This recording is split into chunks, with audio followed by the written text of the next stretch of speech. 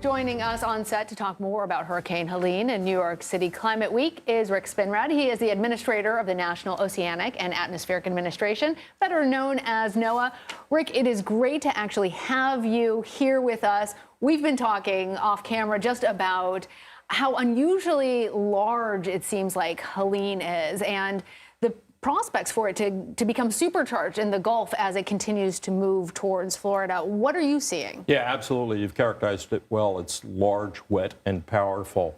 Large, we're seeing hurricane force winds over a radius of more than 250 miles, so 500 miles across. There's a lot of water associated with the storm. We're going to see tens of feet of storm surge on the Florida coast, maybe tens of inches in southern Appalachia as the hurricane makes landfall later tonight. And powerful, yeah, we could see rapid intensification, could be Cat 4 by the time it makes landfall tonight. And that makes it life-threatening. Now, Florida and the Gulf have dealt with hurricanes, but you're in New York City for Climate Week, and I know that one of NOAA's priority is discussing this concept of climate resiliency. Why is that important and relevant as far as other stakeholders, considering we're going to see more things like this? Yeah, so you think of all these hazards, whether it's wildfire or hurricanes or floods or drought, being resilient, being prepared, being able to adapt to these depends on having the best, what I like to call environmental intelligence. That's what's going to make us a climate-ready nation. Where to buy a home, how much insurance to buy, how to build the home. And industries need this information as well. Think about supply chains and how dependent they are on the weather in a particular area. So all of these are elements of what we are calling a climate-ready nation.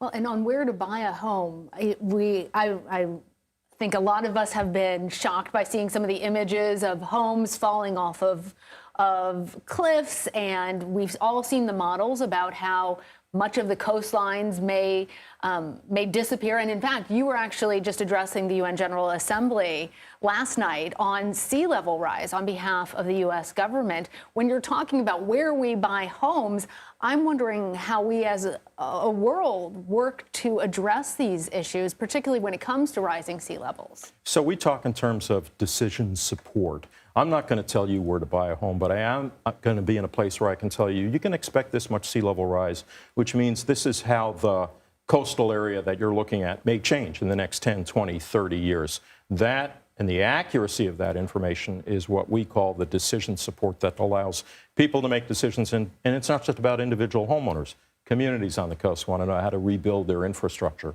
in light of sea level change. Should the piers and the docks and the light rail systems be built differently, for example? It's interesting because I was at an event last night attached to the UNGA, and there was some discussion of like climate resilient plants, the types of things that cities can build around them so that the storm surge isn't as severe and it's not as damaging when things come in. I had no idea that these types of things even existed. So what are the components of making a nation, a place, a city, a town ready for extreme climate events? Well, the example you just cited is wonderful because it's what we would call nature-based solutions. So instead of saying go out with a lot of concrete and steel and build reinforcements, maybe you can build an oyster bed in shallow water, and that'll protect you from storm surge in ways that you might not otherwise have. So a lot of what we're talking about is becoming resilient, adapting to climate change, and using nature to help fortify as kind of a force multiplier to solutions.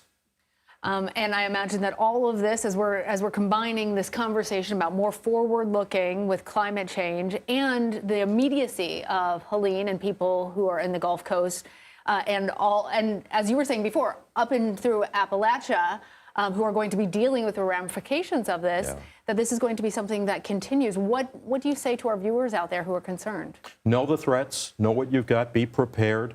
Be prepared to evacuate if you're in the line of fire, so to speak, and just understand what kind of climate impacts are going to have on your community. Is it going to be wildfire? Is it going to be flooding? Is it going to be drought? Is it going to be tropical storms? If you're going to buy a new house, call Rick. Yeah. All right. That's where it should be. Rick Spinrad of NOAA, thank you. My pleasure. Rick.